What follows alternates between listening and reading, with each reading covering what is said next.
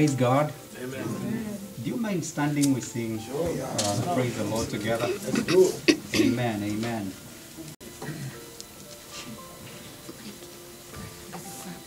You can hear me right loud? Yes, we can do. All right. Put your hands together like this.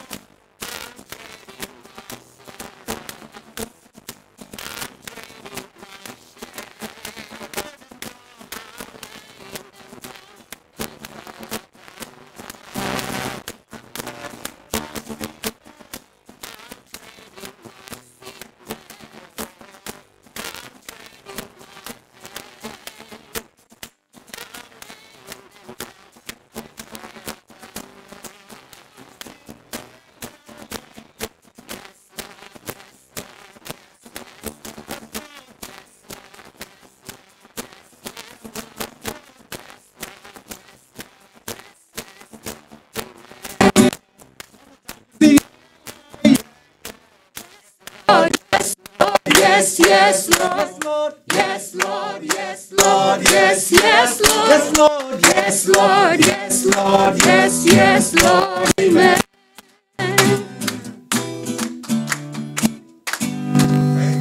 Amen. Trading our sorrow Yes. for the peace and the love of Jesus Christ. We can exchange it and hand it over to Him. Yes. And He will give us the comfort that we need. Amen. Amen. Even during this time, we want to convey our condolences to the family and just trust that the Lord is going to heal you and restore you and give you His peace. Amen.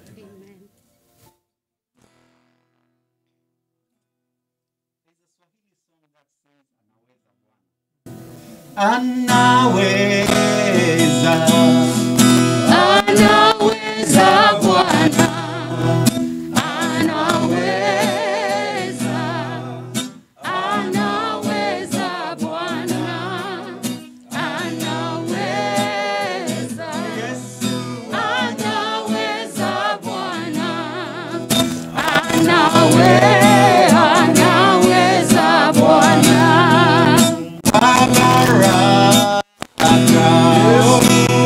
Wabaraka Bwana, wabaraka, wabaraka Bwana, wabaraka, wabaraka Bwana, wabaraka, wabaraka.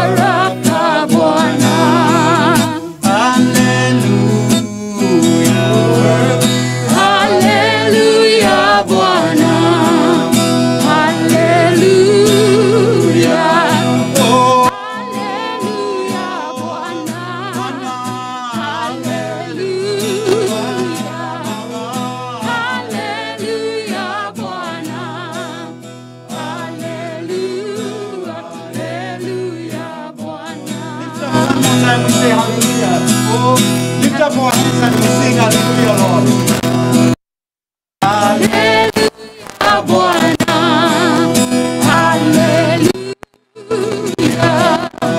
Hallelujah, Bwana. Hallelujah. Oh, hallelujah, Bwana. Hallelujah. Hallelujah, Bwana.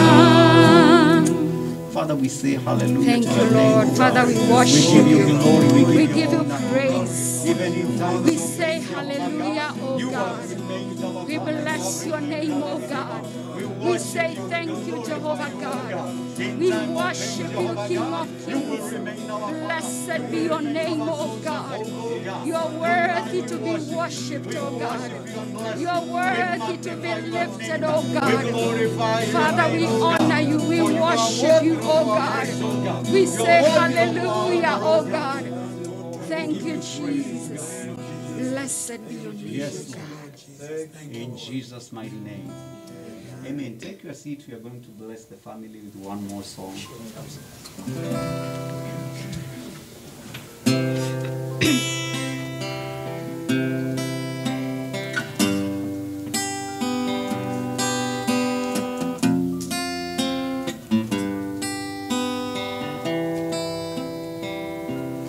When peace like a river attended my way, when sorrows like sea billows roll,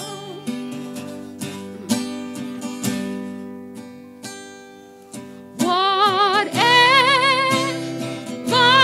my lot, thou hast taught me to say, it is well, it is well with my soul.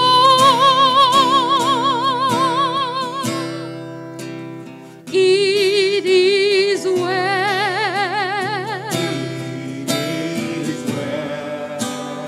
with my soul.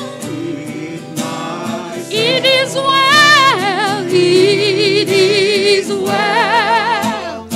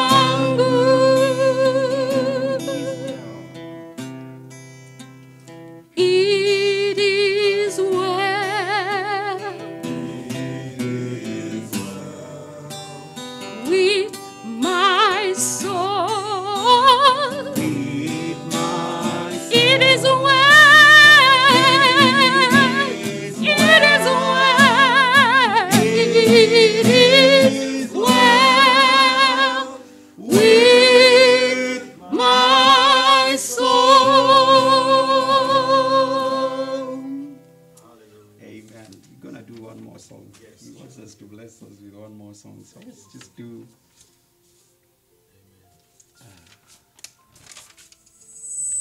We just want to worship the Lord as we bow down and worship you.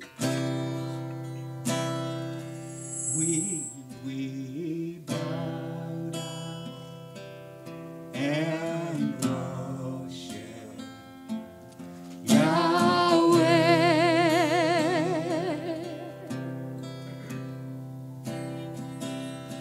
We bow down and worship Yahweh. One more time. We bow down and worship Yahweh.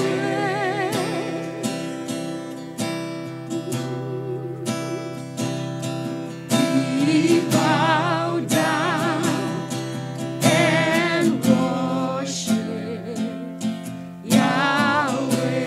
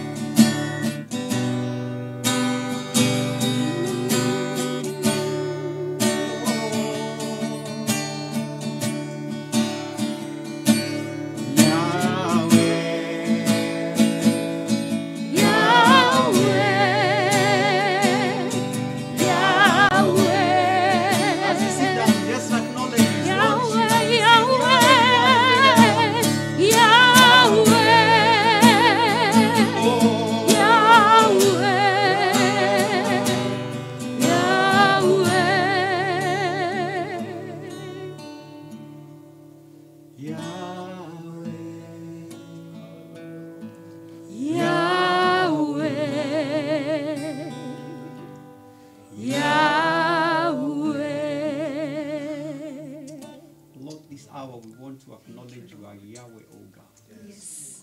The God who comforteth, Yes. the God who redeems, the God who saves, the God who transforms and restores. Yes.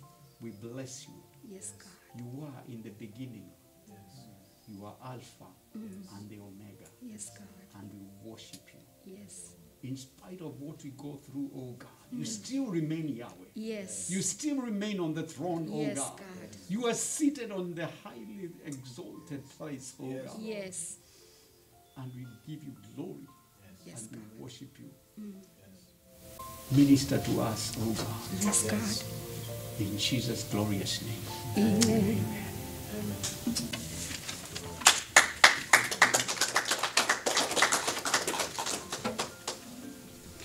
Thank you so much, worship team.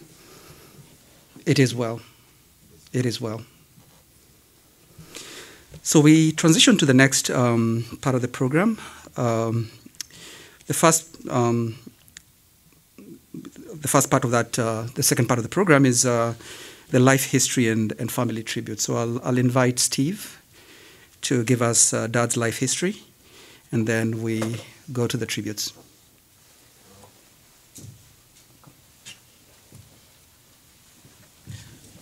Well, praise the name of the Lord. Our God is an awesome God. God is good, and all the time. I thank God because of Jesus. First of all, I would like to let you know that I'm born again. And I normally tell people that that's a BA and an MA. Mightily assured that I'm born again.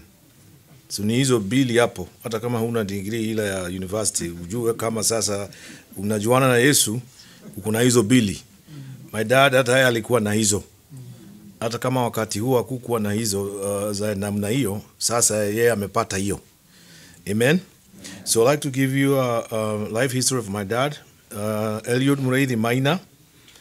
He was born in May of 1935, the 25th. But there's a different twist to that.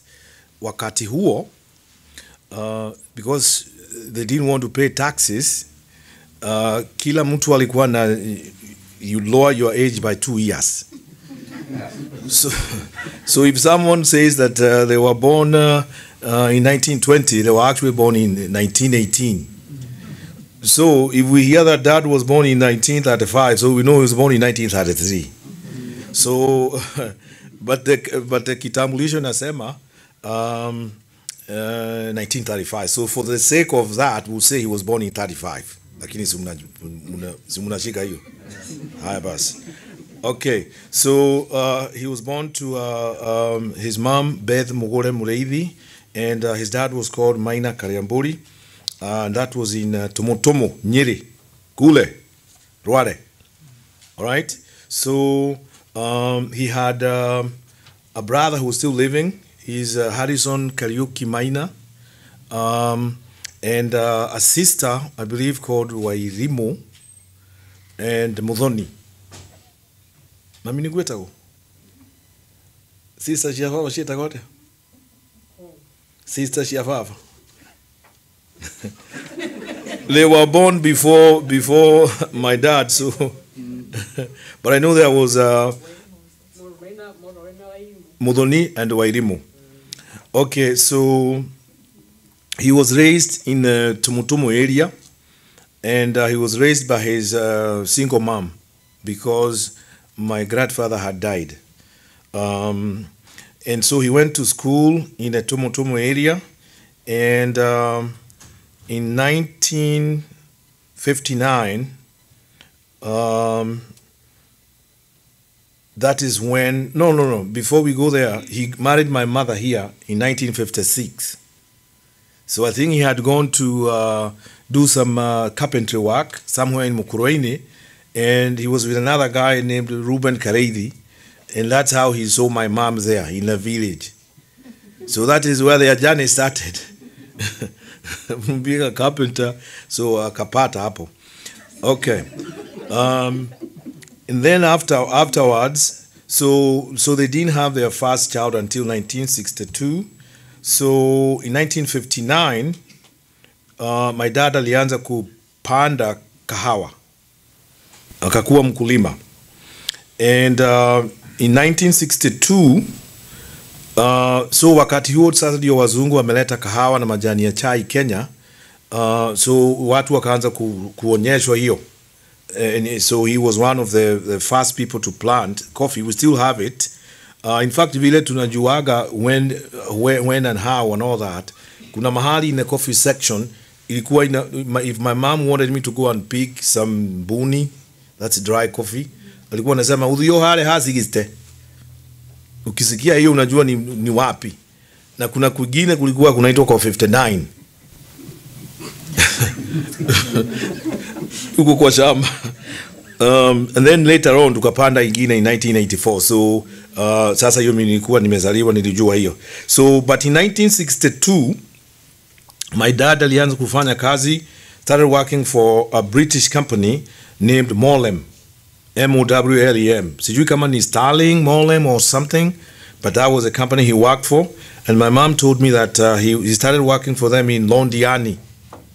And then he moved from Londiani, he went to Kisumu, and while there, that is when we got our first child. I mean, they got their first child. She was born there in 1962, I believe. And so in 1965, my dad moved to Makuyu in Muranga County, and akafanya biashara from then until the mid-70s, when he moved to the Makutano area. But before that, my mom had told me that alikuwa ameanzisha biashara ya carpentry. You know, my mom is old now, so she's 84. Okay, so saa zingine anasahau zingine. Nilikuwa najaribu kuconnect dots. So, but she told me that alifanya biashara ya carpentry for a number of years in Karatina town. Okay, so then he moved to Makoyo Sabasaba.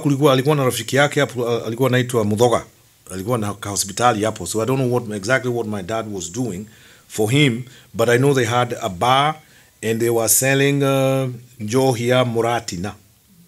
Mnafahamu hiyo? Johia Muratina ilikuja ikakuwa banned by Kenyatta in Moi in 78. Wakali alipinga Makendo. Si Moi alikuwa anaita Makendo. So hiyo ikafungwa, but so my dad was already in the Makutano area. Makutano ni pale ukienda on the Nyeri highway. John, can you come help my wife here? If you don't mind, with Gabriel. Appreciate. John is a strong man, so he can take care of Gabriel. All right, so in the so he opened a bar in the late 70s in Makuyu, and just around that time, my dad also. So he married. I told you he married my wife. My mom in 19. No, he didn't marry my wife. He married my mom in 56, but in somewhere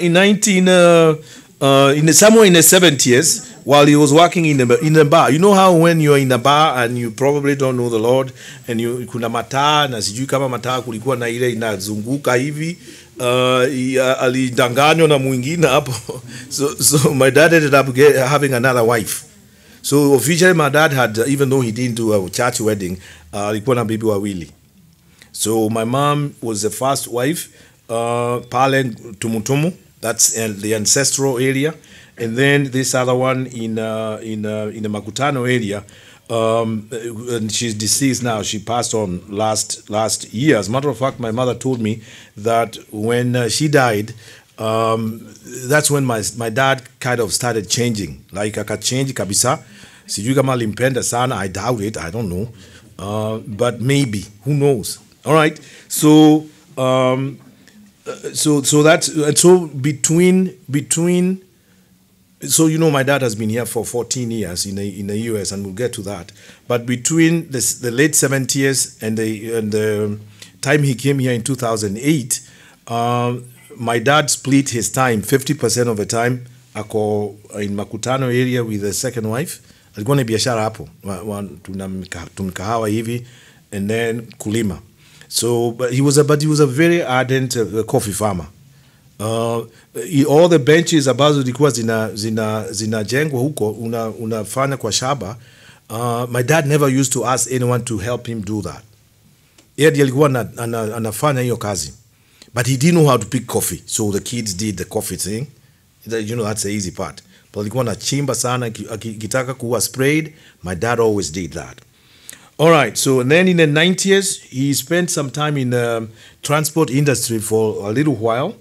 And the 2000s, he spent most of his time at those small rental places. I think he had 3 of them, one for my mom, his, and the other wife, in the Makutano area, and then kulimalima kidogo hapo, and then of course kahawa huko kwetu. But he also acted as an area sub-chief. My dad was very, very good administrator in acting. Huko sijui. There was a vacancy or something, so he was I don't know how long he was acting, but probably a few years, acting sub-chief huko in the Moya area. So he did that until 2005. He came here for our wedding. Those of you that remember us, mnajua mzee alikuja hapa 2005 for the wedding with mom in Irving, Texas, and then he went back after 6 months, and then 2 years later he came here in March of 2008. In fact, he died on February 8th, and on March 8th next month would have been his 14th year here in the United States.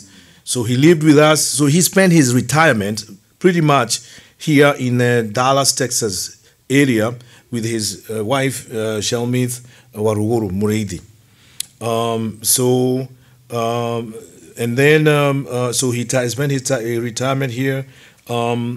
from 2008, when he came, we were in Grand Prairie. Those of you that know us know that that's where we had our first house, where we stayed for 9 years, and then we moved to Keller, the Fort Worth area, where we live now. And he lived there with us until he left us on February 8th, and we moved there, I think, in January of 2017, I believe.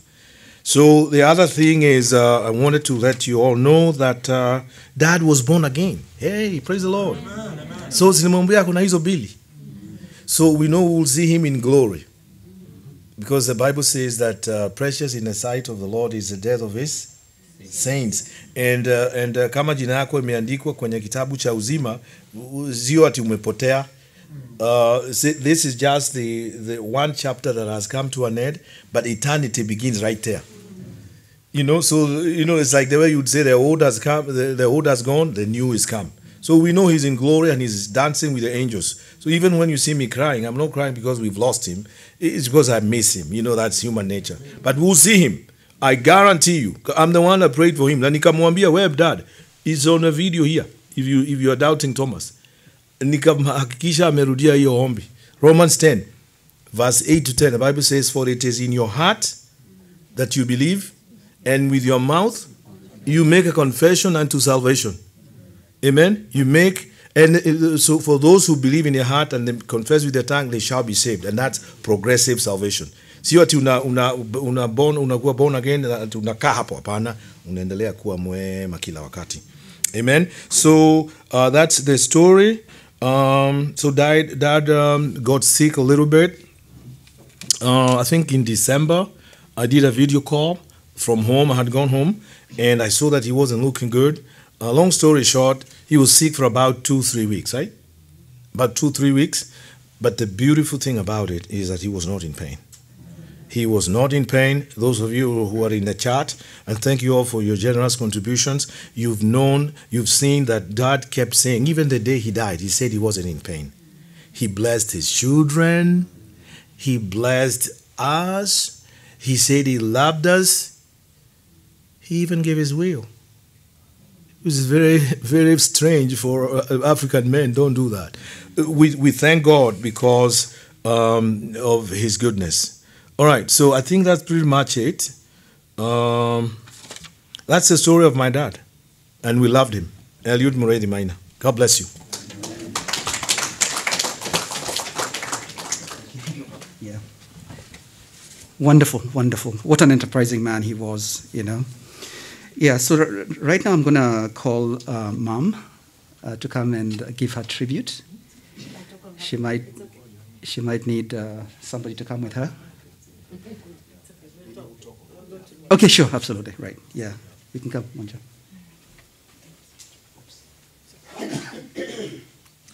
Praise the Lord. Amen. So actually my tribute was on the phone, but I think God wanted me to talk from the heart. Because when it came to Dad, I can say I'm probably the one of the most privileged and blessed people on earth. Because I had the privilege of having a biological father that really cared and loved me.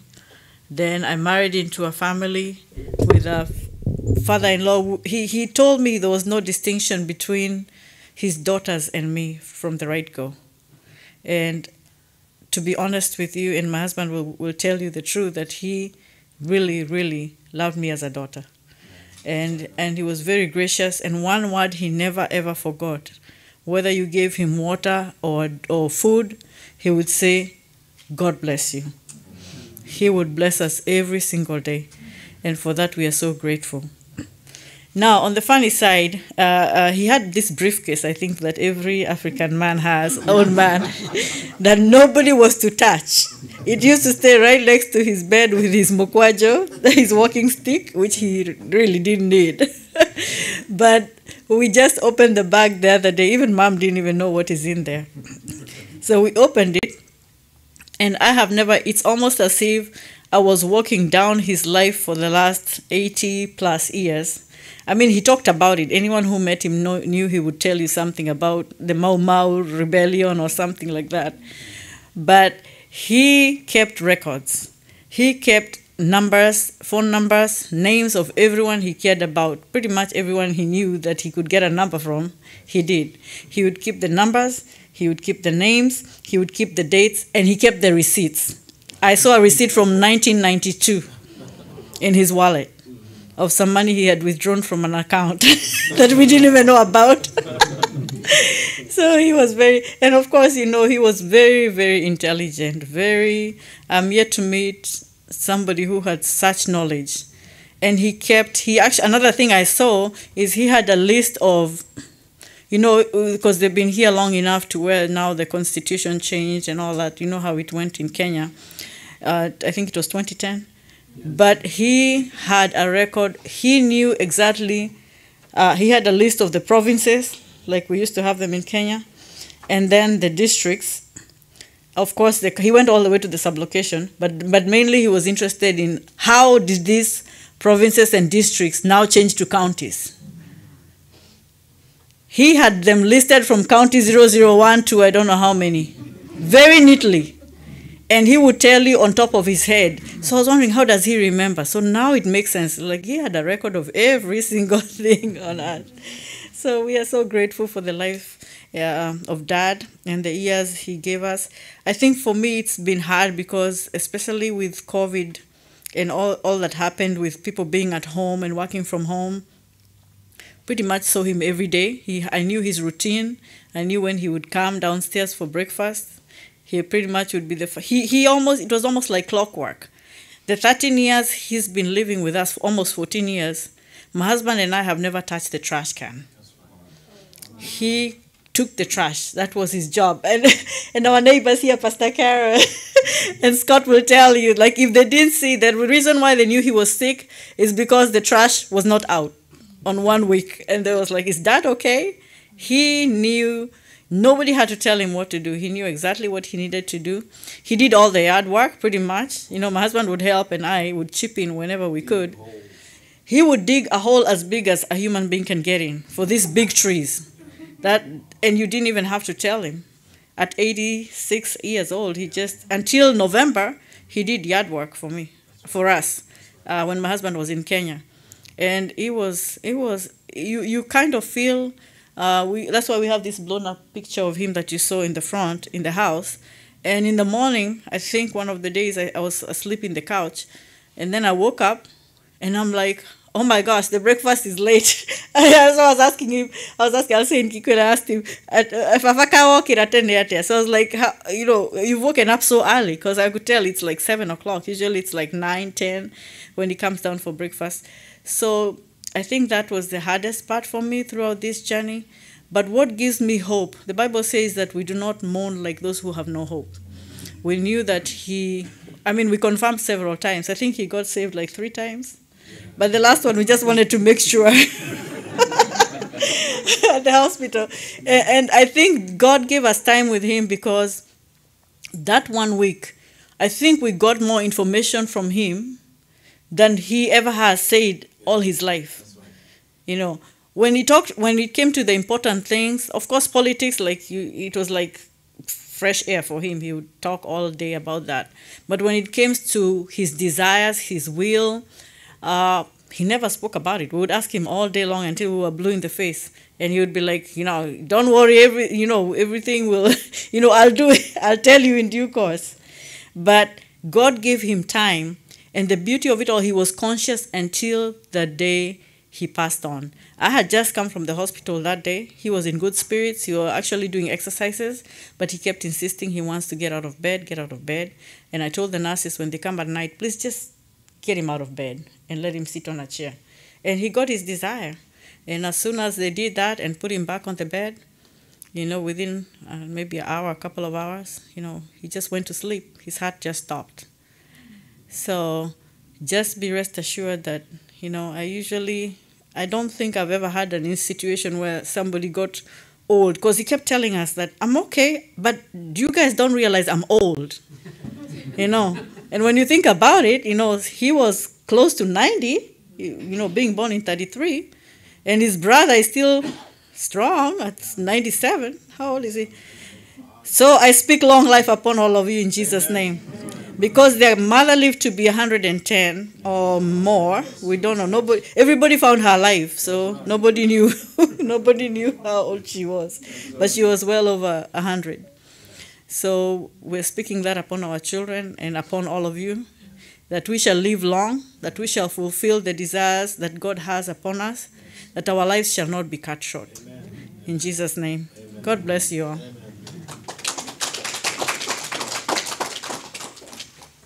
Thank you, Wanja. Next one is Isaac. Isaac, are you going to say something? Do you have a... You want your cousin to come with you?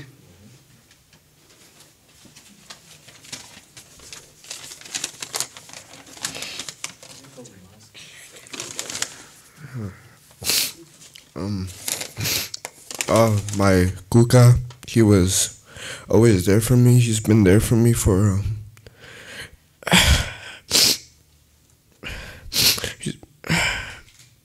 he's been there for me for all my life. And, It's okay. It's okay.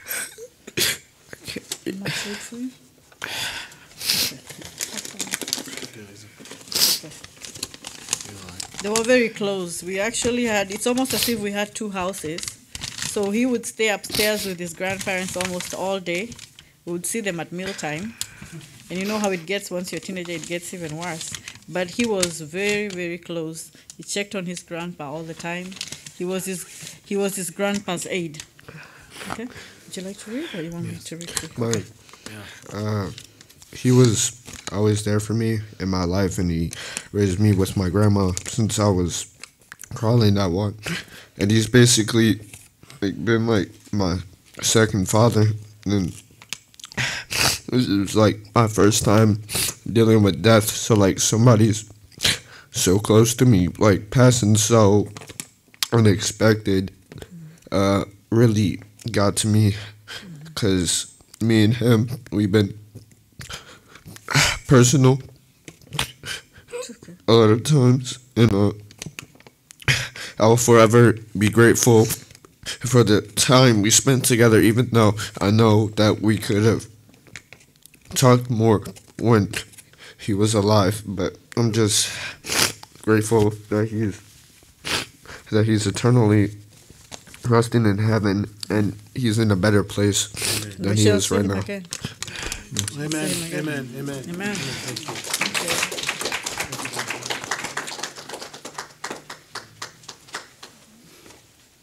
Yeah, thank you, Isaac.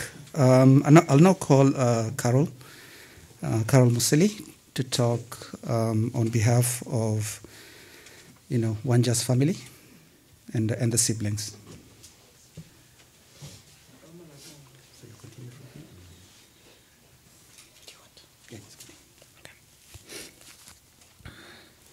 Hi, my name is Carol.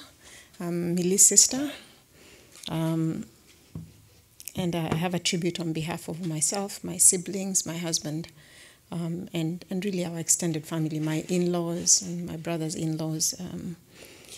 We met Mzee when he came, as Steve mentioned, in 2005, and then when they moved here in 2008. And I think all of you are here because you can testify to the fact that he just loved people. He would get so excited. He would embrace everybody like you were his own kids, And so we all are celebrating him and thanking God for the life he lived. And in the interest of time, I'll go ahead and read my written statement. So our family has been very privileged to know Dad Mureithi, Gukawa Isaka. They accepted us, Mom and Guka and Dad accepted us all as members of their extended family and were always overjoyed to see us. Mzee had an amazing memory. Man, that man's memory was better than mine. And would remember all of us by name, inquire about our families every time that you saw him. He would remember our children's names and remember my brother and his family by name, ask about each one of us, even if he hadn't seen them for a few years. He was an avid follower of Kenyan politics, as we've had. He would come and start asking us things about politics that even I don't know. We had moved back to Kenya for 5 years, and we would come every year and a half, and he would be so excited. Tell me all about Kenya. What is going on? And then I find out he knows more about it than I do, because he's sitting there listening to Inoro every single day, and he's got all the intel, all the politics, and he and my dad bonded on politics, because that's exactly how my dad was. Politics, you could talk. My dad was a very quiet man, but when it came to politics, they could talk all day. They embraced each other with my parents as if they had been village buddies back in the day. And I'm thankful that my dad has someone in heaven to hang out with and catch up on politics. I don't know if we're gonna care in heaven, but hey, just in case. The pandemic kept us all apart, as we all know, and even more than our regular busy lives have done before. In November of last year, we lost a cousin, my husband's cousin, and Mzee came with Millie, and I could tell he was much older and he had started to forget. And I went up to him and said, "Nyoramenya, do you know me?" He looked at me and he said, "I recognize the voice." So I told him, and he said, "Oh my God," and he grabbed me. "Where have you been?" And I called my siblings, and it was such a happy reunion.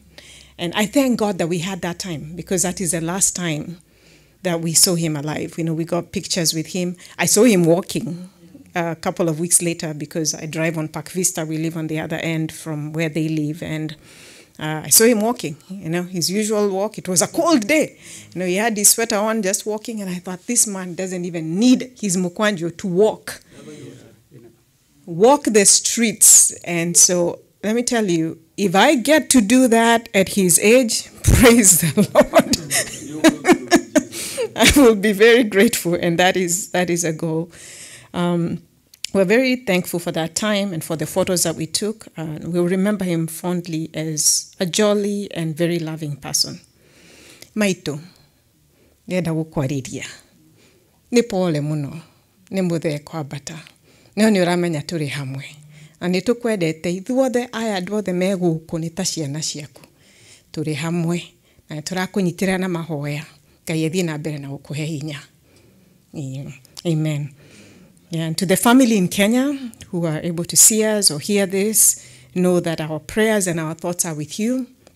We know it is difficult for you, having not seen Dad for almost 14 years.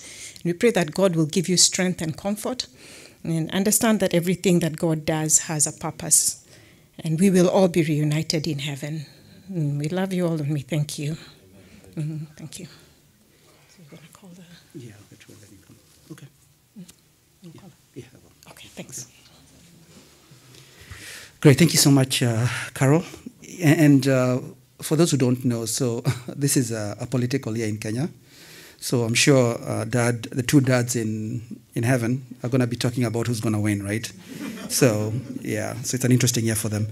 I'll now call part of the friends. I'll start with Pastor Scott and Carol, if they're here to say a word.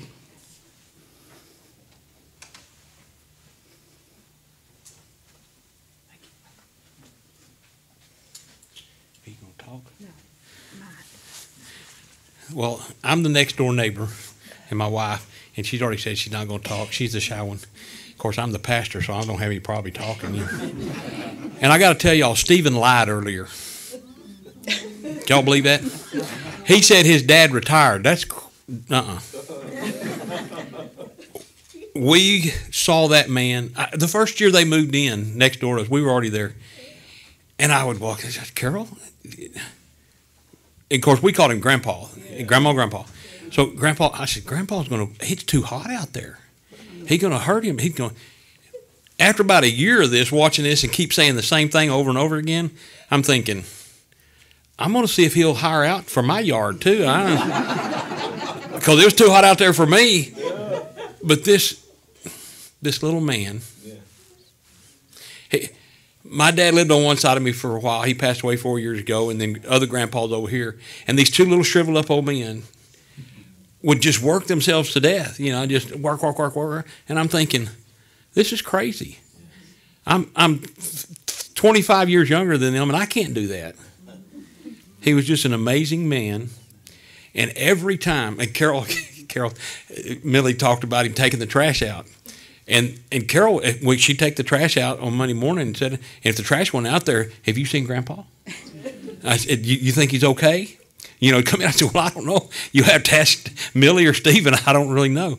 And sure enough, if that trash went, he was not feeling good that day or something, or off his schedule, one of the two. But most of the time, he didn't feel good. And so he was always on time. And every time he saw you outside, he went, how are you today? How are you doing today? And most of the time, he said, Lord bless you, or something, God bless you, or something. There was always some kind of comment with that. And I always appreciated that. And of course, he's like, hello, Pastor, how are you today? I always want, if I didn't see him, if I was heading, sometimes you get your head down, you get busy. But he made sure I heard him and made sure that I saw him, and I appreciate that. And then whenever him and Mom would, Grandma would go walking, I tell you what, they get on down them sidewalks and stuff. and I told Carol one time, I said, I think it's a race. because one of them was always ahead. Now it wasn't always the same one. So I always thought it was a race. And hey guys, it just, when you see stuff like that, it just lets you know that there's, you don't see that kind of love and devotion in life without the Lord being part of it. That's right. And I appreciate that. My family appreciates that. Amen. We love you guys. And he will be missed. Absolutely. Absolutely. We love you guys.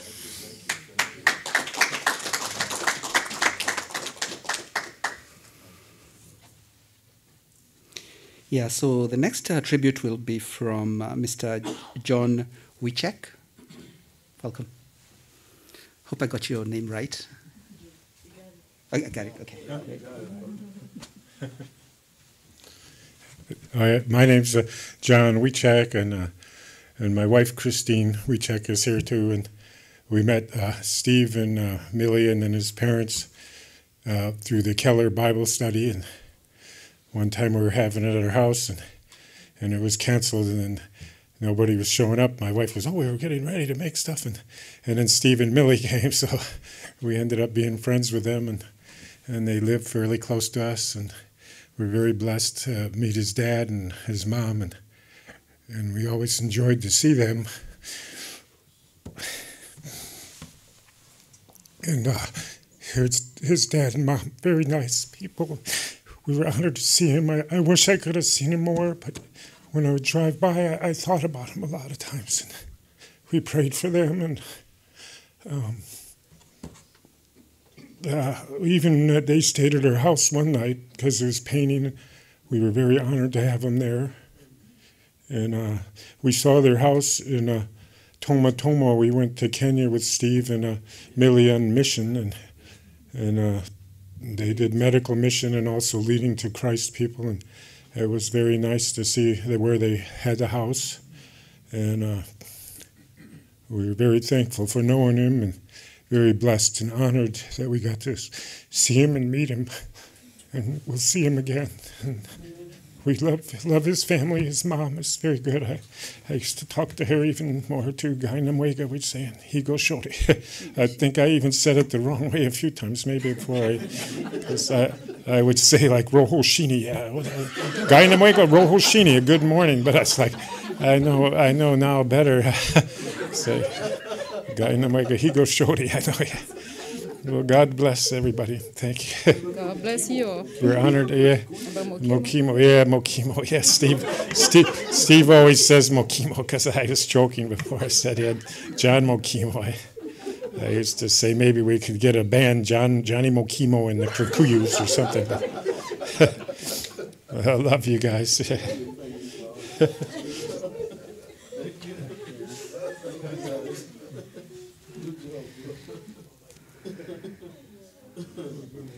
Yeah, thank you so much, John. Don't feel bad because when I got married into that family, my last name is Musili. It was changed to Mushiri. So every place I would go, right? Yep. Mushiri is here. I'm like, it's Musili. No, it's Mushiri. So I took the name. So being called, but at least they didn't call me Mukema, which I guess it's it's better.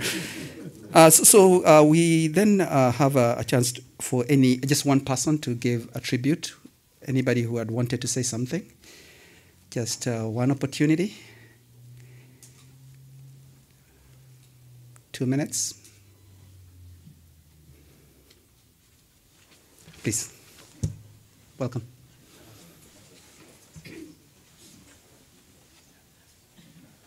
Thank you. Praise the Lord. Praise the Lord again. My name's Robert Forothike, and I'm friends to Steve, his dad and mom. I get to meet Dad when he came here in US for the first time. And Steve called me 2005 and asked me, hey, do you want to go pick up my dad in the airport? I said, yes, I'm ready to go pick up Dad. I want to meet him. And that's what we did. We went there, and the first time Dad saw me, because I was a passenger, Steve was driving. When I saw them, I told Steve, hey, look at are those your mom and your dad? And he said, yes, they are. So can you drive slowly? I need to say hello to them. And that's what he did.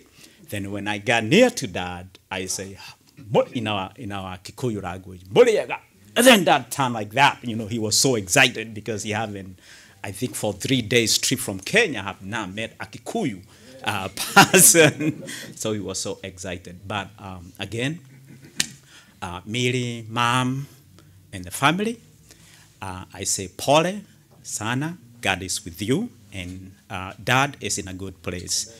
Do not worry about anything. He's in a better place, and we look forward to see him again. That's all our journey is when your time comes and you go. So we hope to see them again. I just need to read something here a little quick. It's a quote. I hope you don't mind. Life, after all, provides you with a helpful way to cope with impossible pain, to suggestion for finding incredible power we share. So what amazing person did Dad was, and what a remarkable life did Dad lived.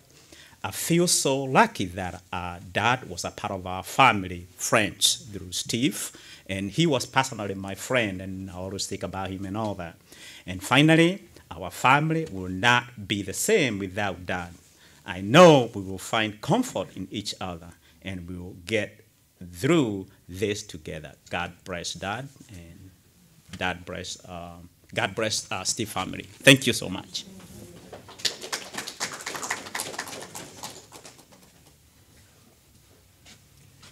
Thank you, Mr. Foro. So the next one is I'll invite the worship team to do one hymn as we transition to a word of prayer, rather a word of encouragement by Pastor Tony.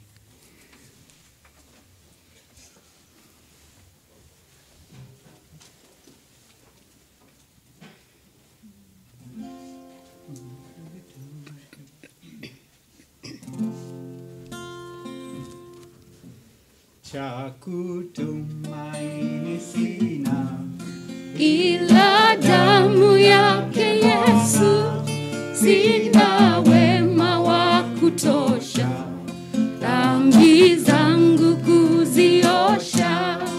kwake Yesu nasimama, ndiye mwambani salama, ndiye mwambani salama, ndiye mwambani salama.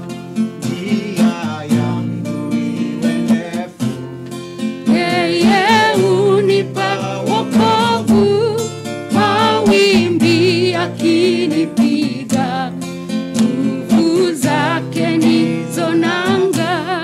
Kwake Yesu nasimama, ndiye mwambani salama, ndiye mwambani salama, ndiye mwambani salama. njia yangu iwe ndefu, Yeye unipa wokovu,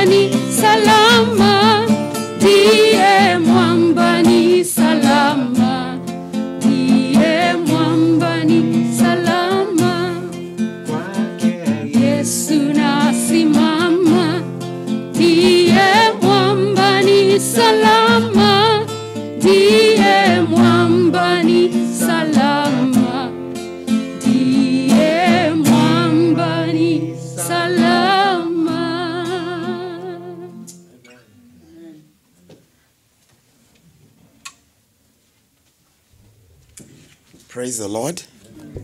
I bring you greetings in the name of Jesus Christ. My name's Tony Wainina, and I love the Lord. He is my personal savior. I bring my condolence to Steve. Steve is a longtime buddy of mine, and also to Millie, and to the family members who are going through the bereavement of Dad. You know, when I go to every funeral service, I've realized that I fall in love with the tributes, because the tributes, you know, tell about the story of the person who has gone, you know, who has already departed in heaven. And I met Daddy, I think only once, when we were having the funeral service for Mushiri's cousin. And I met her. I didn't even know who he was. And I think they were with Mo, the other sister to Carol. And I just, you know, had an encounter with him, just greeted him, and, you know, just having, you know, greeting each other and getting to know him. And he was really a blessing. And just walking and having the strength that I saw, it is such a great, great blessing. And so I really love those tributes that you all spoke about him. I particularly love what Pastor and the missus, you know, spoke about his energy and how he used to work the yard. And, you know, life is not even complicated. We human beings try to complicate it. Life is made out of the little things and little encounters that we have with one another. You know, the time that he spent with his grandson, you know, that really touched me. That he said he was like a second dad to me. You know how powerful that statement is? That means that he left an impact to his grandson.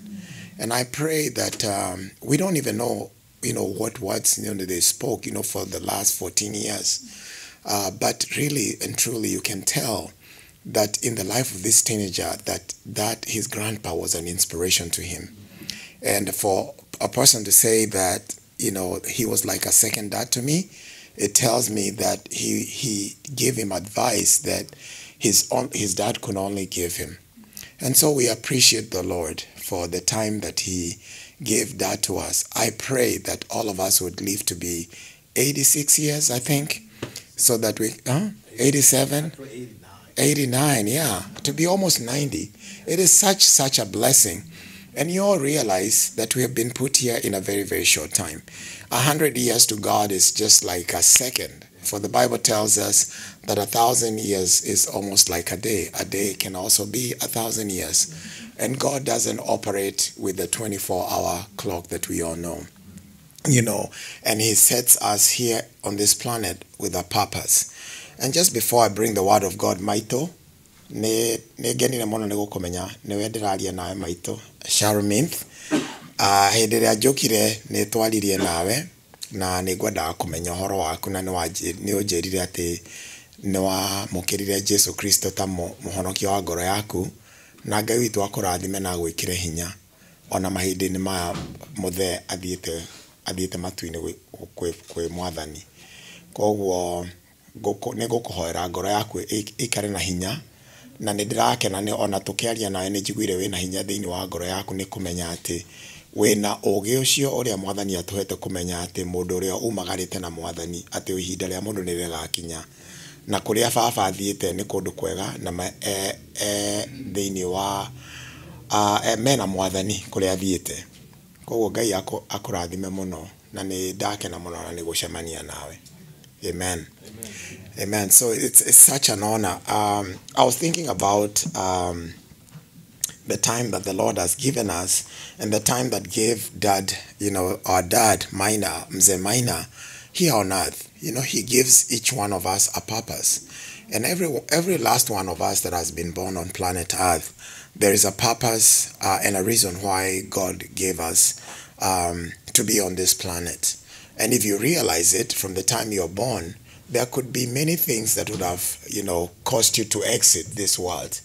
For example, last year, when we had the pandemic, I don't think there's any one of us who was not touched by the pandemic. You know, there are so many people who died.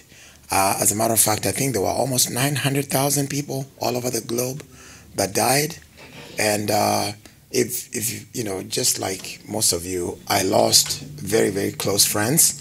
And up to today, I'm still mourning those people. It's almost unbelievable that those people died because of COVID-19, or you know, some of them died because of other sickness. I actually had one of my uncles also dying, and it was just a horrific year. But when you think about that, God has really extended his purpose in your life, and you're still alive today.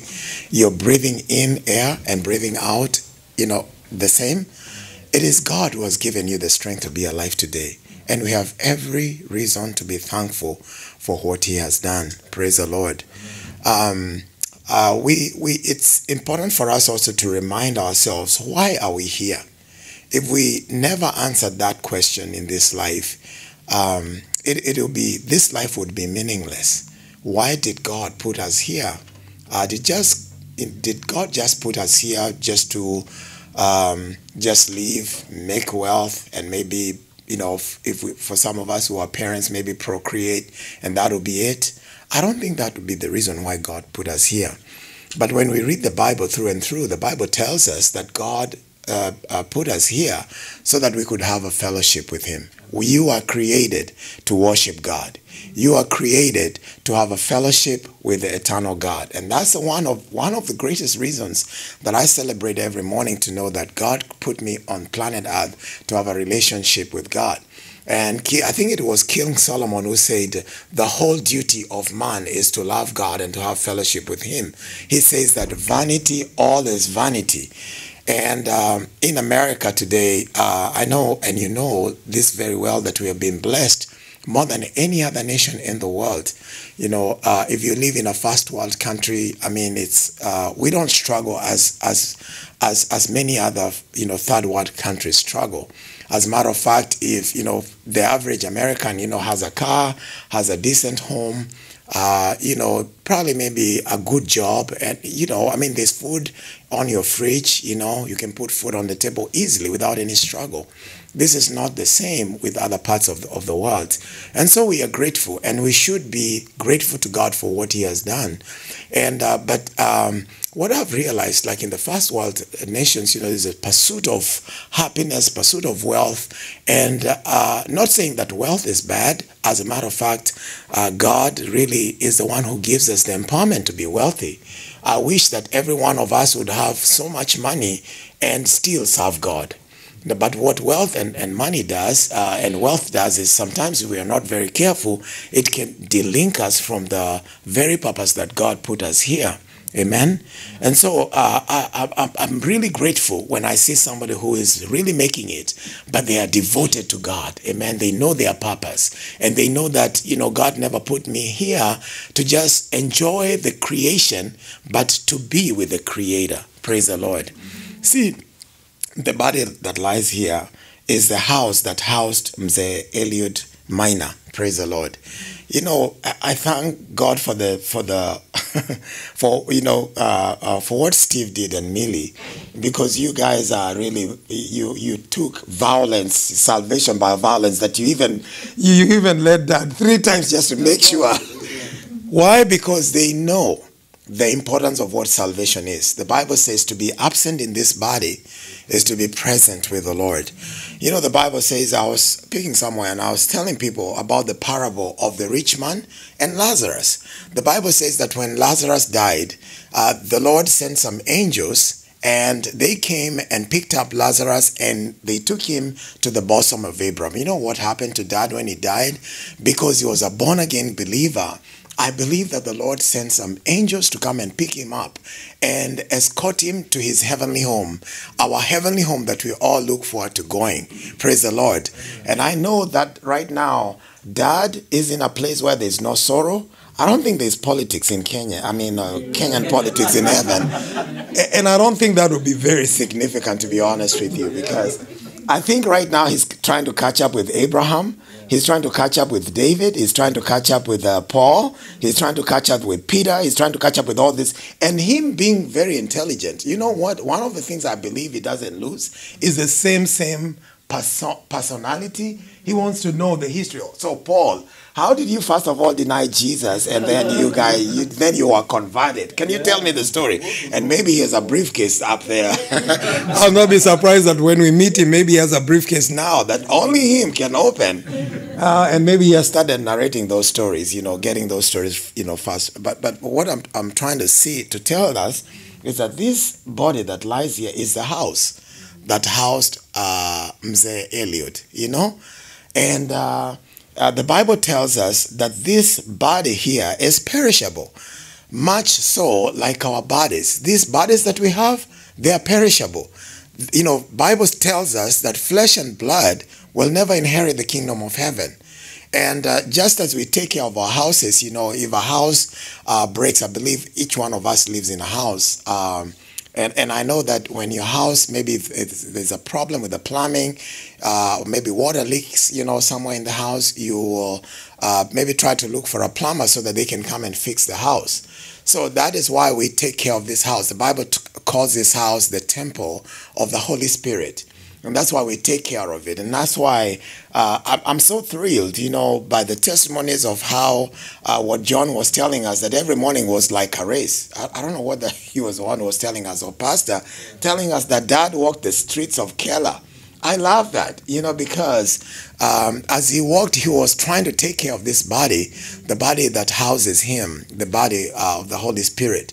But sometimes, when we do this, we really need to know that what is the purpose of this body? To carry us for the capsule of time that we are here on earth. Praise the Lord.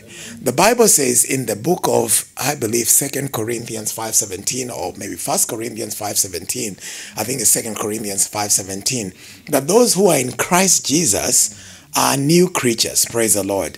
Everybody who comes into the knowledge of our Lord Jesus Christ, he still has the same body, but internally he is completely regenerated. Praise the Lord. And the Bible says Jesus, at one point when he was here on earth, he met a man called Nicodemus. And he is having a conversation with Nicodemus. And he's telling Nicodemus, unless a person is born again, he shall never enter the kingdom of heaven. Amen. So it's very, very critical for us to realize in the small capsule of time that the Lord has given us to be here on planet Earth, that the Lord wants us to be born again so that we can enter the kingdom of God. The greatest tragedy that a human being can have is to live here on earth, to know your purpose, and to mingle with the different kinds of people and then lose eternal life. Praise the Lord. So it's very, very critical for us to always ask ourselves, what is my relationship with Jesus? And what, even after knowing my purpose, I wouldn't want to miss the kingdom of heaven, So again, go back to that story, about the parable that Jesus gave about Lazarus and the rich man. The Bible says that the rich man died, and because he didn't have any relationship with Jesus, he found himself in Hades. In fact, the Bible says that he was buried.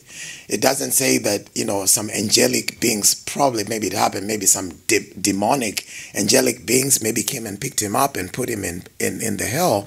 But what that parable teaches us is, every time we exit this body, there are two places that people go, and there is hell and there is heaven. Amen.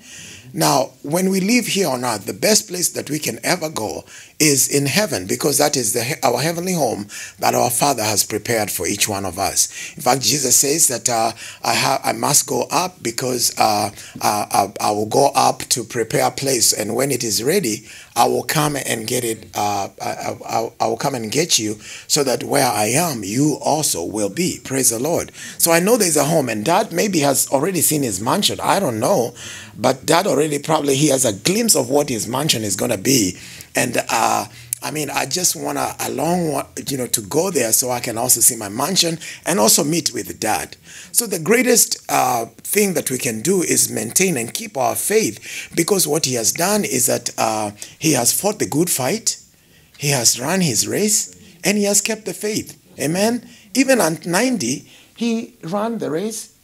He kept his faith, and he fought the fight, good fight of faith. Amen.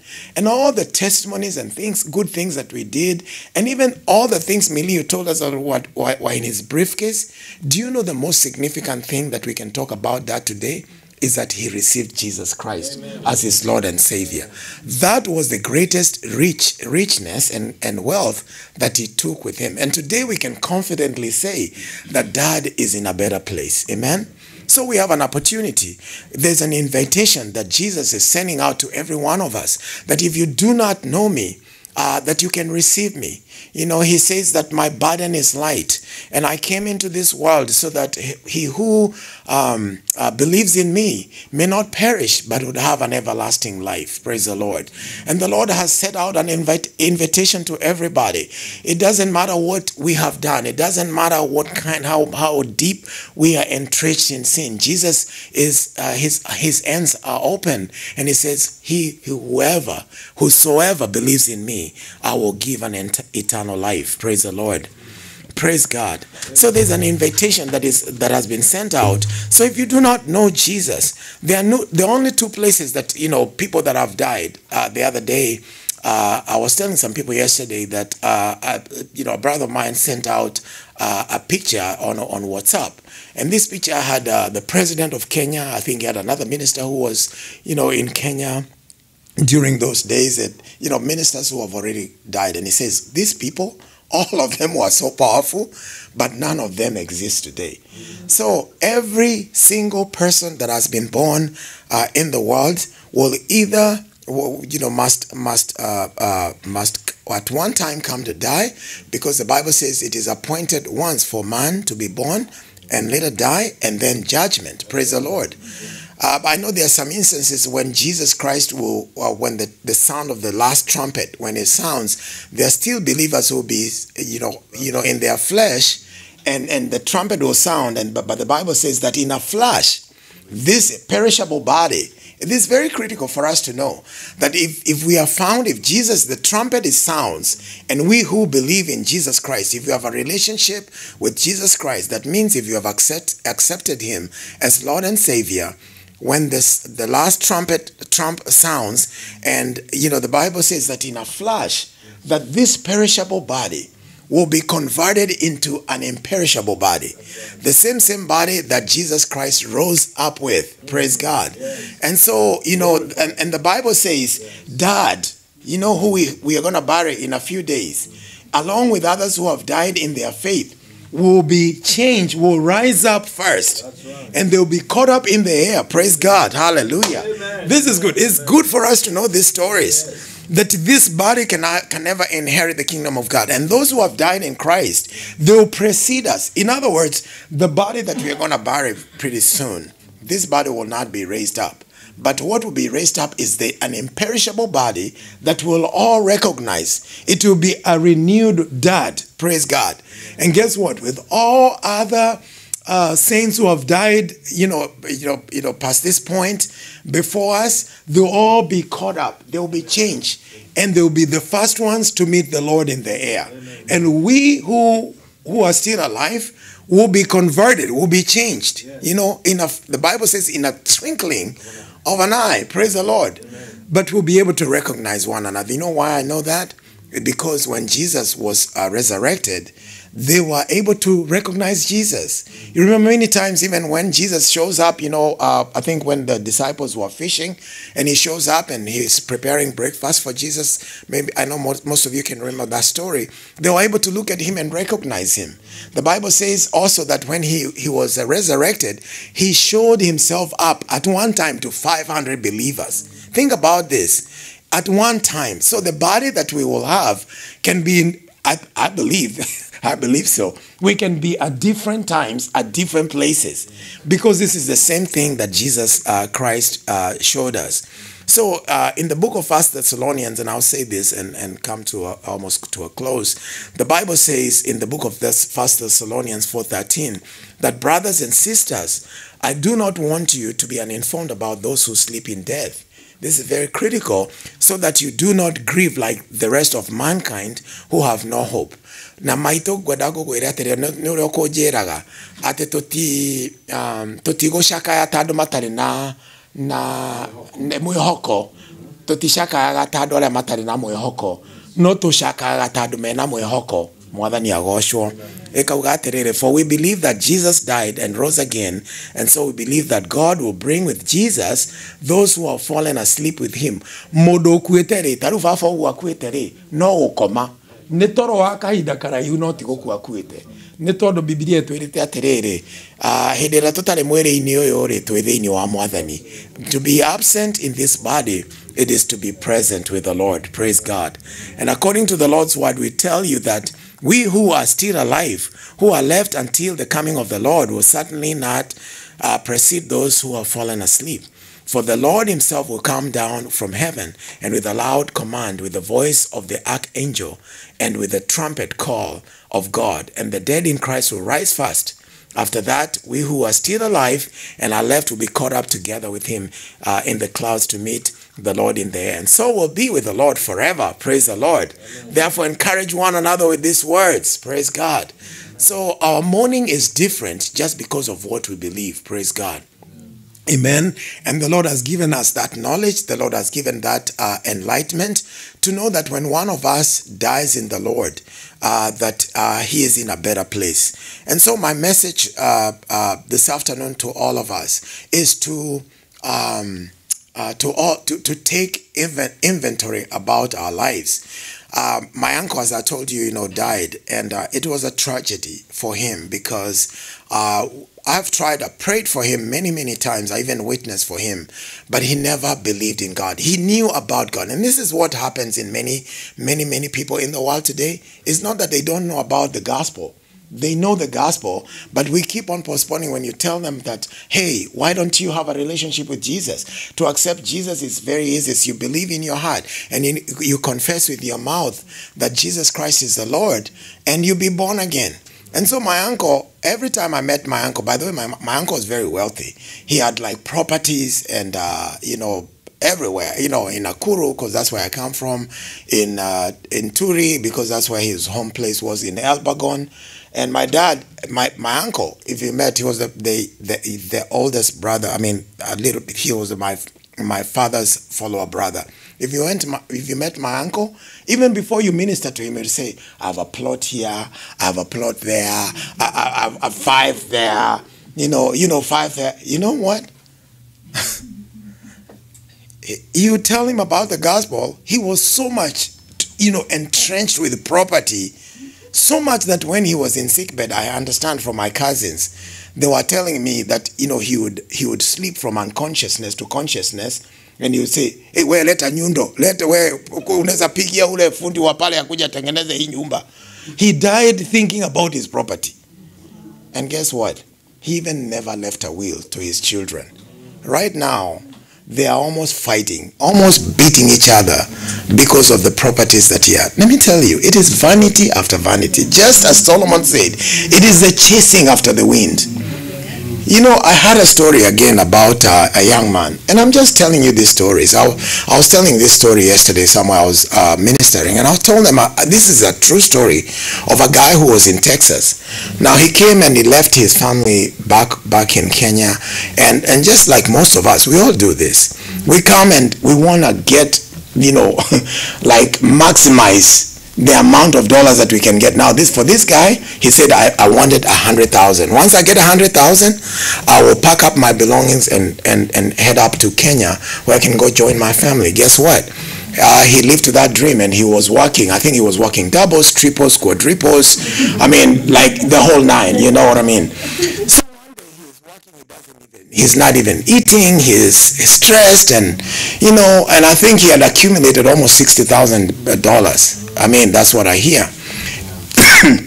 Excuse me. And so in one of the breaks where he's going to rest, the way, like, you have had your break and excuse me, and you're tired and you just want to, rest a little bit. So he went and rested and on a desk. Thank you so much, Tony. So he rested, and as he is resting, guess what? He never woke up. He never woke up. This is a guy from our home country. He never woke up. And so people are coming to him and they thought, oh, this guy is already past, the time he should have gone. The break is almost over. So somebody's coming to shake him up, and just to realize the guy just died. He died of exhaustion because he was not even eating. Now, make even matters worse, this guy didn't even have a will. Do you know, like we all do, we had to bring people to raise money, funds. People had to come together to raise funds so that he can ship the remains to Kenya. And guess what happens, guys?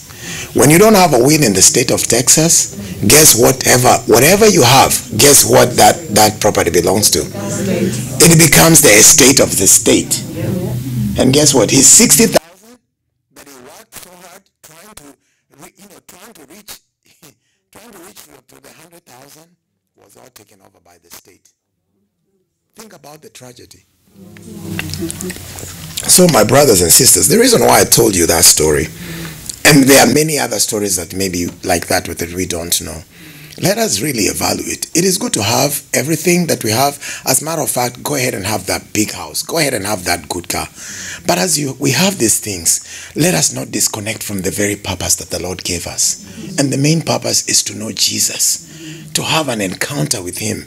Because after all is said and done, Pastor David, everything is the chasing after the wind. Right. We had very powerful people, Steve, like in Kenya, powerful politicians that that you could not even come close to. Where are they right today? And when I mention that, you already know the names. They're already gone. How many people in America, very powerful guys, man, that had big corporations? You know what? These guys, this is the thing. All these big shots that you've had, anybody who ever died, fortunately and unfortunately, they're either in one place. They're either in hell or they're in heaven. Amen? They're either in hell or in heaven. Guys, I really beseech us by the mercies of God that as we live this life, let us make the determination that I want to go into that heavenly home. Let us not be deluded by little things here and there that really that would really shortchange us, or circumvent the fact that Jesus wants us and he desires to have us. The Bible says that seek ye first the kingdom of heaven and his righteousness, and all these other things shall be added to us. It really grieves my heart as a pastor when I see somebody getting blessed, maybe has a job, and they work, they don't even have time to go to the house of the Lord. They don't even have time to open up the scripture. They don't even have time to pray. It really grieves my heart. So I beseech us by the mercies of God, let us go back to God. If you know that you have left the first love, the Lord is calling us. I was reading a scripture, I think it must have been early this morning, and it says that the word of God is close to my heart. The word of the Lord is close to my ear. Amen? You are listening to that word, and God is calling you to go back.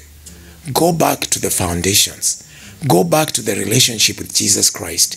If there are certain things that you do that if the Lord would visit you, would not be approved of, it is time to turn around. Amen. The Bible says repent. Repent. And repenting is just doing a 180 from what you've been doing and say, you know what? I don't want to miss heaven. The greatest strategy is to live this life and think about the 900,000 people that have died. You're still here. Some of us caught COVID, right?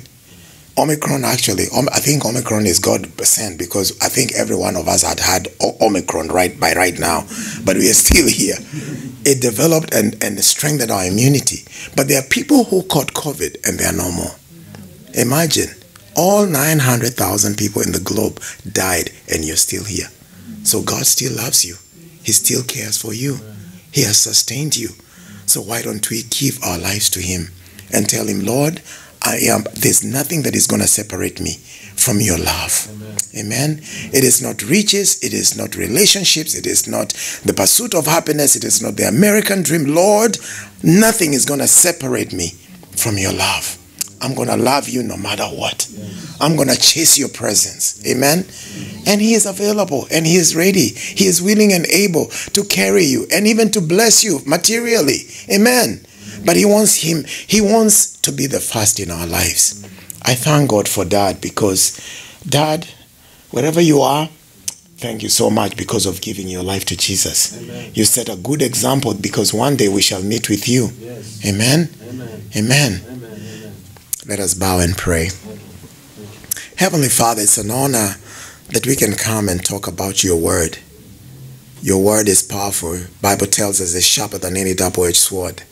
It penetrates into dividing our souls and spirits, Lord. It brings the judgment of our thought processes, Lord, even to fall. Thank you so much, Lord.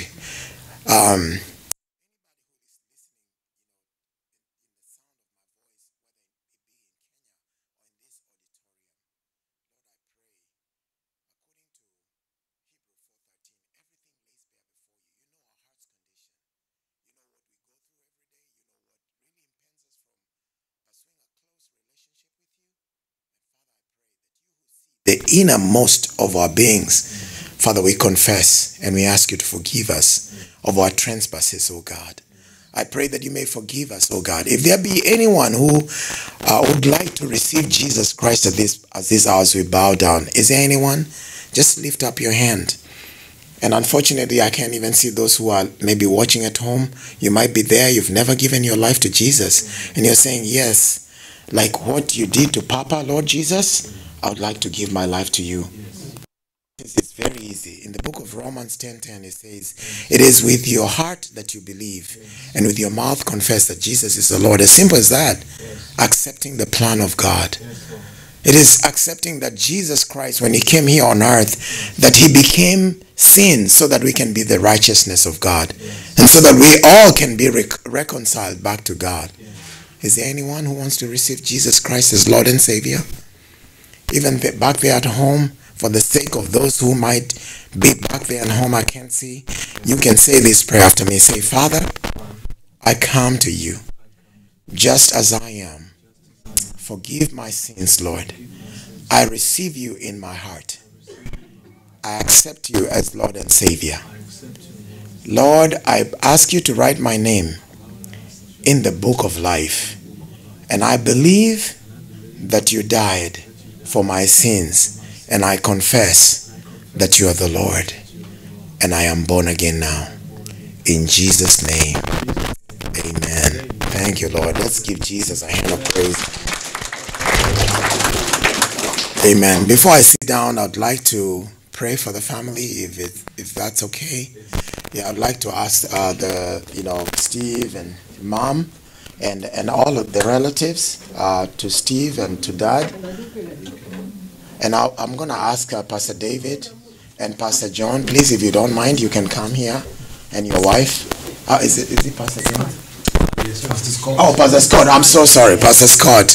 And you can come and we can pray. Or any other minister of the gospel that is here, please.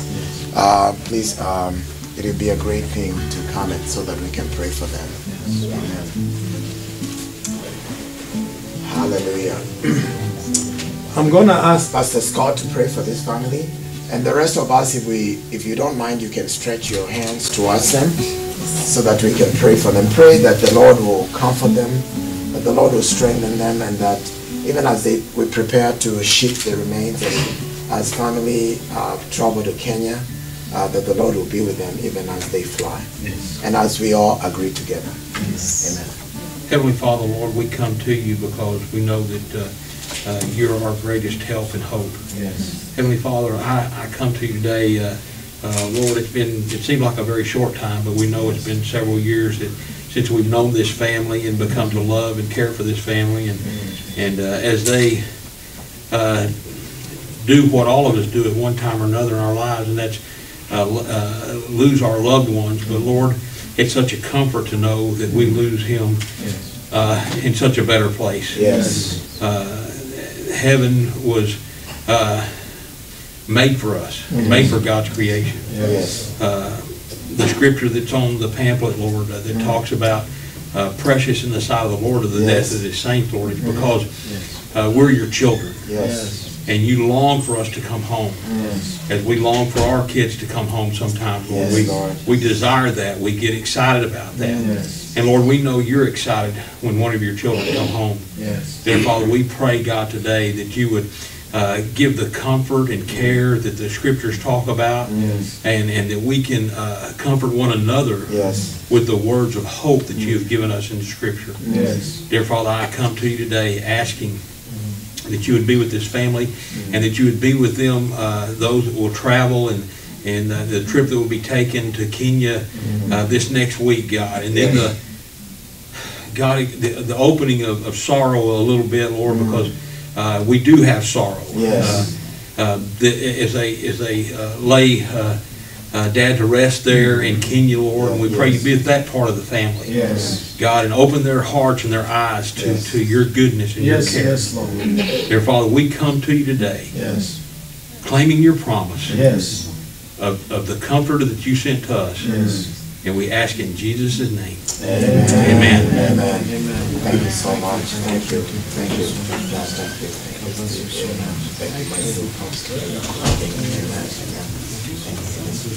Amen. God bless you guys. Amen. Thank you. Ed.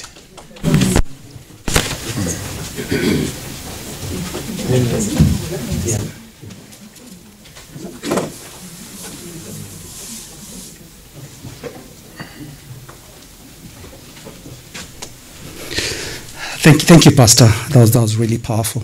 So I'd like to introduce, it's Charles Kimani, is that correct? Patrick Kimani, sorry, yes. To come and give a vote of thanks, and before we complete this service.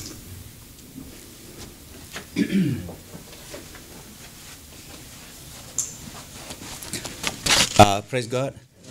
Praise God again. My name is Patrick Kimani, and I love the Lord, and I'm happy to be here in celebration of our dad, Mr. Mureithi. My wife and I, Kiama, are here to give you condolences and to support you in this journey. That's not very, very easy, but we still say God is good all the time. And all the time, even in this situation, we thank Him and we praise Him. For it is at these times like this, that God's name is glorified even more, that we are made aware that our lives really belongs to Him. And like Pastor Tony has told us, those who have gone before us and the ones who have received Christ, they're in good hands. So it is for us that are still alive to make sure we are right with God, to be able to see our loved ones. Thank you, Pastor Tony. Sorry, I gotta wear my glasses to read.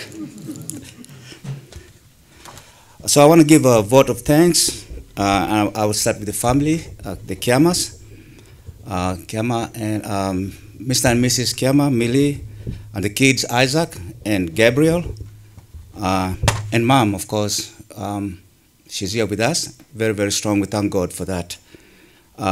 First, I want to say that I had a privilege to meet Dad, and like everybody has said, it didn't take him long, or rather, it didn't take you long to feel like you already know him. He and Mom are they would make you feel like you've known them forever. Very, very cheerful people. So I say I was blessed to have known him.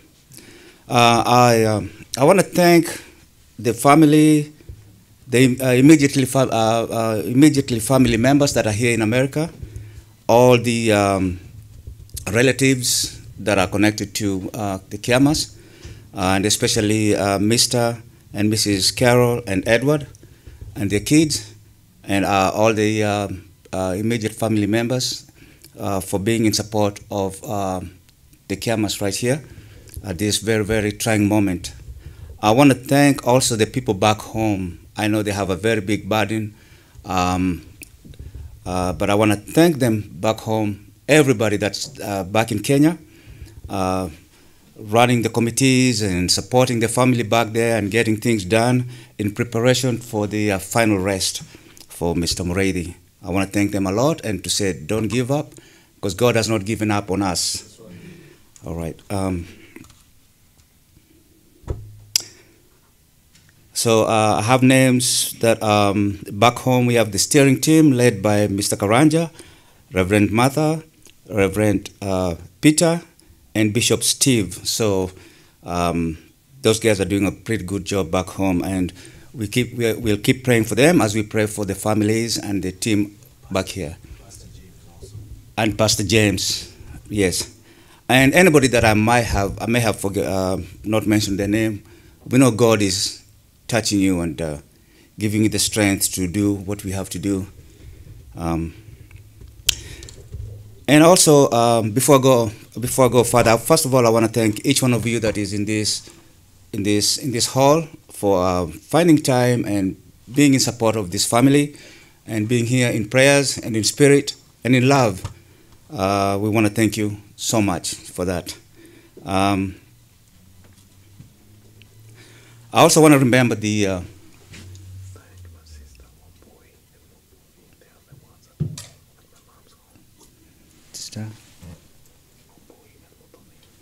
yes, I've been reminded to mention Sister Wamboi and Modoni back home, and to let you know that our love from here in Texas is with you guys. So we want to thank you and remember you for all that you're doing, and to ask for strength and grace to carry on through this very, very trying moment.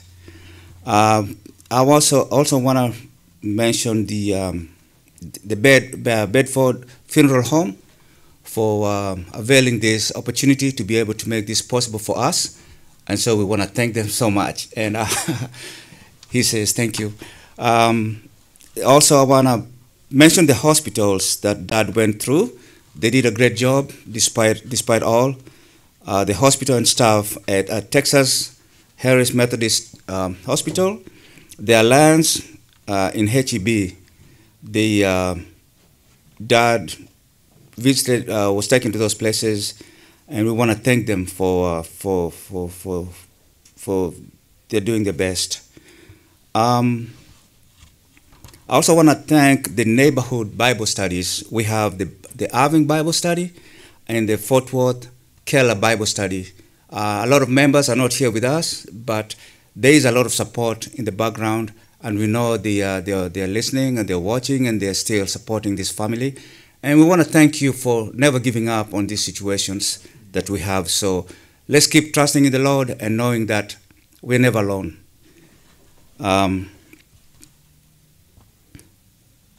I also want to thank all those who have been able to visit with the family at home here in Texas. Well, I would say Keller, Fort Worth. And just to say, keep visiting, because the journey is still on. If you find time, let's keep encouraging the family with all that we have. Special thanks to actually I want to say Pastor Scott and his wife Carol Ketchum for being here and being in support. I also want to thank the Pastor Tony Maina for being here. I also want to thank our praise and worship team, Mr. and Mrs. Charles Kimwele. And I want to thank God actually for this wonderful time that we have been able to be together in celebration of this day. Once again, we want to say thank you on behalf of the family, and just remind all of us that the journey is not over. They're still needing a lot of financial support to be able to take care of the travel needs and some of the hospital bills. So let's keep pushing that. Let's keep helping out as much as we can. And again, thank you so much. God bless you, and thank you.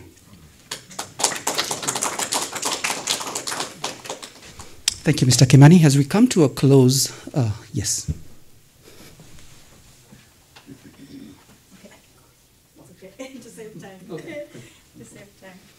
We just wanted to, again, just thank you so much as a family for just standing with us.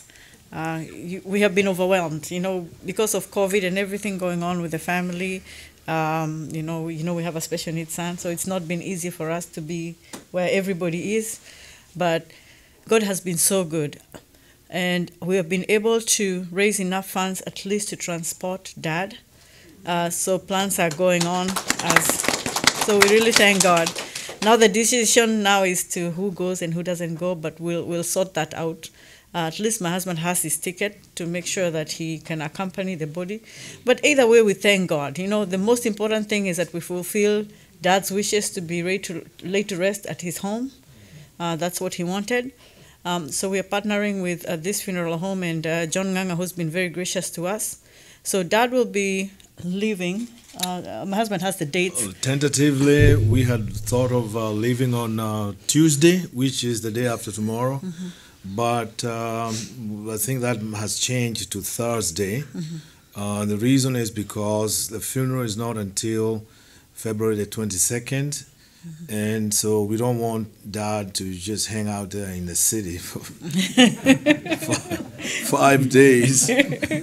We want to keep him here as long as we can. It's too hot there right now, especially in politics. Yes. So the goal is to leave. He will leave here on Thursday, mm-hmm. and I will leave on Wednesday myself. Mm-hmm. So I'll arrive there on Thursday night. And discreetly, Dad will be taken to Lee Funeral Home, where he will stay for until Tuesday morning, when we take him to Mutomo for the final resting. So thank you so much for your prayers. Thank you so much for your kind words. There's so many of you that called us and have come to visit with us and have been with us. You have loved us. May the peace and the power and the glory of God be upon you. Even those ones who didn't come, you'll see the peace and the power and the glory of God be upon you. You will come next time, if there is a next time. But the Lord is the Lord is good. I just came from Kenya myself like about a month ago, and I'm going back there again. Mm-hmm. So by extension, I guess I live in 2 countries, mm-hmm. but that's okay. Again, thank you. There are some of you that may want to be with us on Thursday when, I won't be here myself, but Dad, when he leaves, there's some that will probably come here and escort him to the airport, mm-hmm. and but I'll be at home to receive him. Mm-hmm. And so we are so thankful to God. Mm-hmm. We serve a God whose name is Jehovah Jireh. Mm-hmm. For in the mountain of the Lord it shall be provided. The same God of yesterday is here today. He will be there tomorrow. Mm-hmm. And we just want to give thanks to God for the provision and the protection and the many other great things that we are yet to see. And I know that someone has given their lives to Jesus, as Pastor Tony was giving that altar call. And that's what we wanted, a celebration of life. Yes, amen. Kama kuna mtu ambaye hana tikiti, akate. Usikae hapa unang'edhia kwa stage. Wengine wako na tikiti yao kwenda mahali kunaendwa na wewe huna.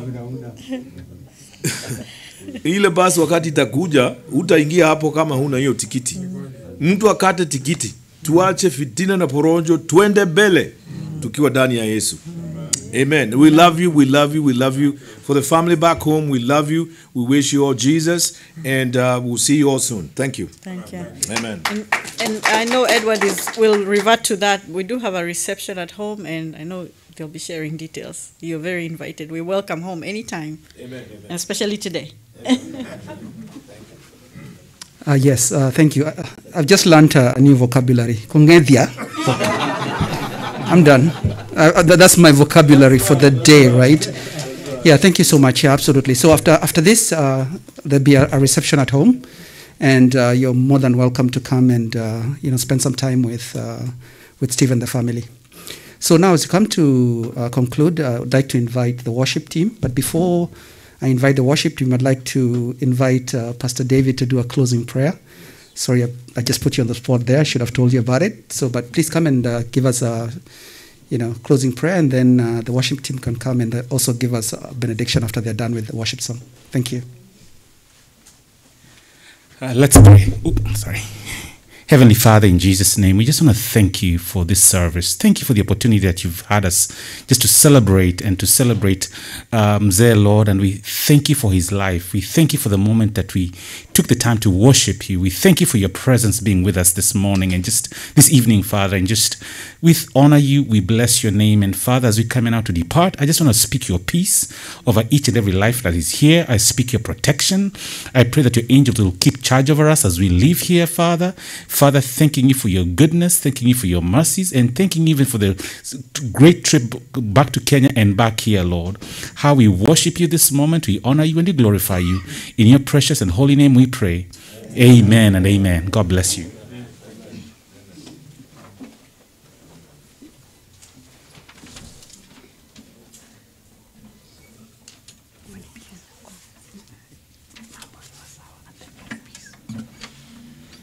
Let's all arise so that we can do the song together. Things are already better. Things are already better. When the Lord is on the throne, things are already better. Things are already better. Things are already better. Things are already better. Things are already better. Things are already better. When the Lord is on the throne, things are already better. Things are already better. Things are already better. Mambo sawa sawa. Mambo sawa sawa. Yesu akiwa enzini. Mambo sawa sawa. Mambo sawa sawa. Mambo sawa sawa. Mambo sawa sawa. Mambo sawa sawa. Yesu akiwa enzini. Mambo sawa sawa. Mambo sawa sawa. Mambo sawa sawa. I am who God says I am, and I can do what He says I can. When the Lord is on the throne, Things are already better. Things are already better. Things are already better.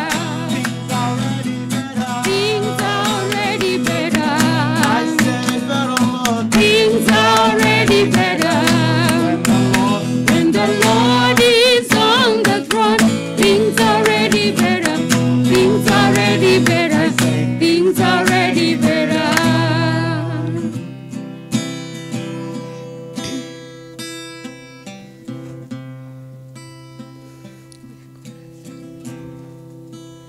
It is well It is well with my soul. with my soul. Oh, It is well. It is well with my soul. When peace like a river attendeth my way, when sorrows like sea billows run,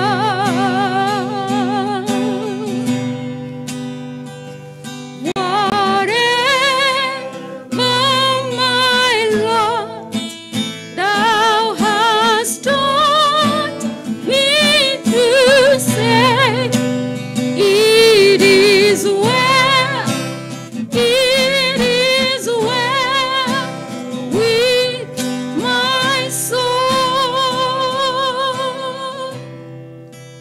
It is well, it is with my soul, with my, it is well, it is well, well with my soul.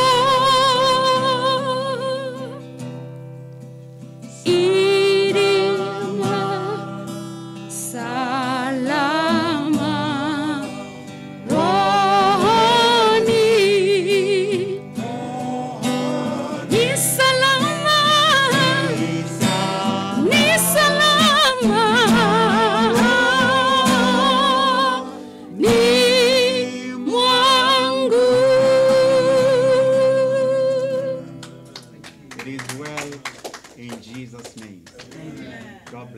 been a joy just to Millie and Steve. We love you guys. May God give you strength during this day. Amen. Amen. Amen. Take pictures. We want to take pictures. If you need the address from all this.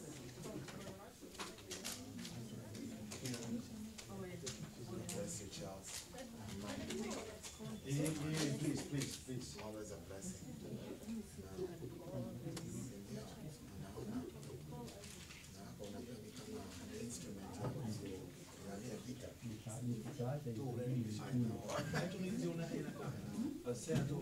Yeah.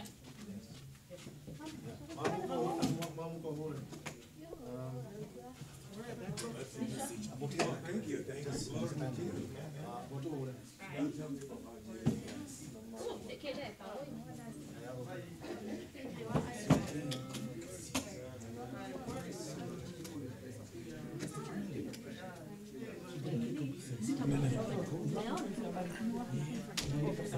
We will definitely